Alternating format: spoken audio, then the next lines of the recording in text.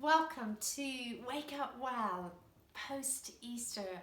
This morning we're going to particularly focus on miracles, signs, and wonders.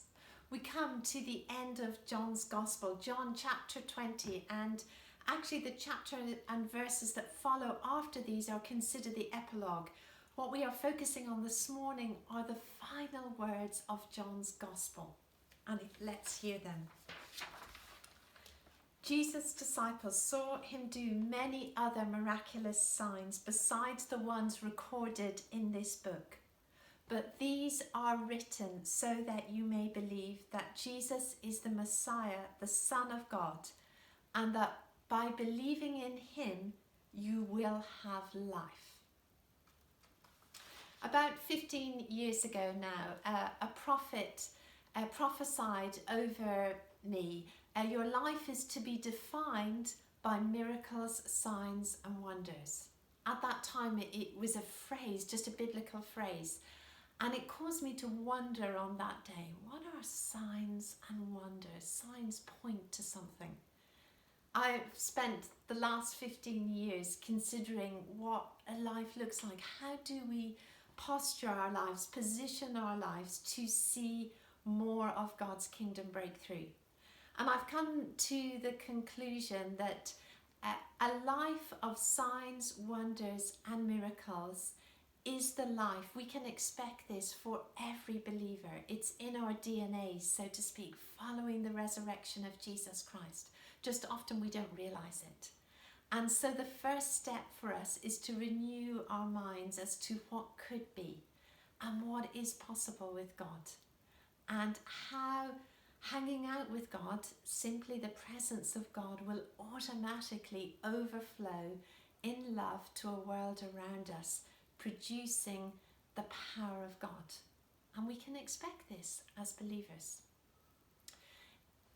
Our family watched the next season of The Chosen, the dramatisation of Jesus Christ, which came out this Easter weekend.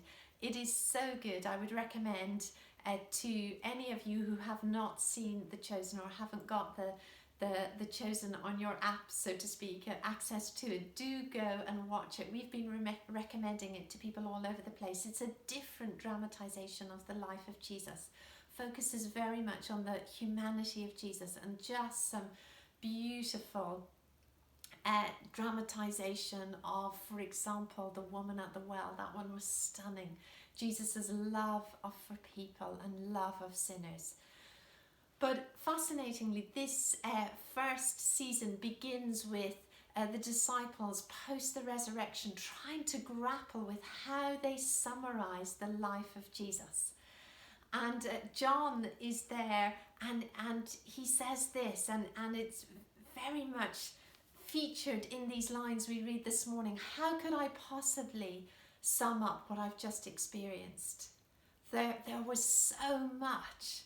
We were saturated with miracles on a day-to-day basis. And we read here, John writes, there were many other miracles that were not documented. And he wrestles with this, that actually what he puts down on paper could only be a fragment of what he had experienced, and no human mind could actually summarize what it meant to be close to Jesus.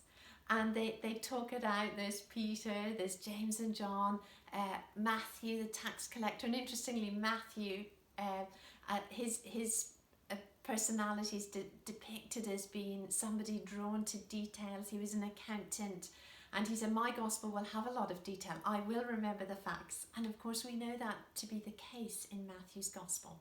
But John's gospel is different. There was much that was left out. The early years of Jesus, the parables, the details that we don't find. But this huge focus on the person of Jesus, on the centrality of Christ. In the beginning was the Word, the opening of John's Gospel. This is my Son in whom I am well pleased. But flowing through this entire Gospel is the emphasis on the life that is available to us. John 14, greater works you can expect to do as I go to be with my Father. And central to this theme is how Jesus lived the life he lived. And it's picked up here in the final words of John's Gospel. These are written so that you may believe. The signs and wonders point to God, proof of who he was, that he is who he said he was. I am the way, the truth, and the life. But also by believing in him, you will have life. This life is the resurrection power to flow from our lives to others. In John chapter 5, verse 19 to 20, Jesus said, I only do what I see the Father doing. The Son of Man can do nothing by himself. Verse 19, I only do what I see the Father doing. 15 years ago, when I first received that prophecy, a life of signs, wonders and miracles, I began to ask the Father, what does that look like? And it's looked like a few things. It's looked like being ready and willing to position myself for miracles, to believe, to receive a gift of faith, to pray, to go to those in need where there's a need of miracle, to never give up and persevere when we haven't maybe seen what we had hoped for.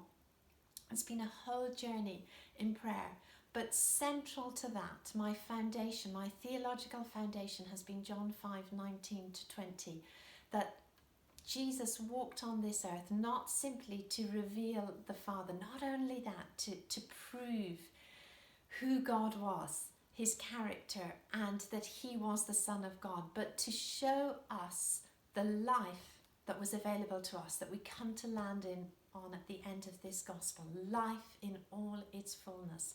John 10. He walked not as God, but as man in relationship with God. It's incredible. And as I began to understand that more, I began to understand the invitation of the life that was available to you and to me. And the qualification, the enablement of that life was very simply two things. One, that he was without sin. He was undistracted by the cares of this world, by sin.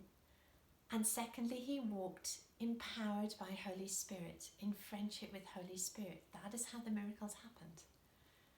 The first part, Jesus has qualified us. That's what we've just celebrated at Easter. His blood shed on the cross, his atonement makes a way for you and I to live as sons and daughters of the King. It's incredible. The second part is the invitation. Will we walk as friends of Holy Spirit on a daily basis so that our lives can be lives that would reflect the more miracles, the greater miracles?